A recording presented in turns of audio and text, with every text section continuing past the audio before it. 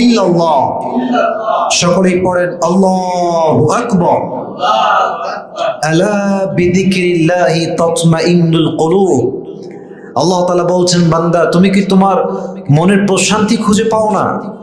তুমি কি তোমার আত্মার প্রশান্তি খুঁজে পাও না? শোনো, আত্মার প্রশান্তি, মনের প্রশান্তি টাকার মাঝে পাওয়া যায় না, এটা বাড়ির মাঝে পাওয়া যায় না, এটা গাড়ির মাঝে পাওয়া যায় না, এটা নারীর মাঝে পাওয়া যায় না। বরং তুমি যদি তোমার আত্মার প্রশান্তি খুঁজে পেতে চাও, তুমি যদি তোমার রবের সন্তুষ্টি পেতে চাও, আত্মার একটা প্রশান্তি পেতে চাও, অলওয়েজ তুমি আমাকে স্মরণ করো, আমার জিকির করো।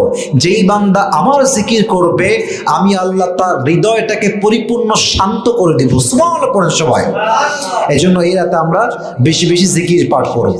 সর্বশেষ একটি আমল বলেই আমি শেষ করতে চাই। সর্বশেষ 6 নম্বর আমল আমরা এই রাতে বেশি বেশি পড়ব।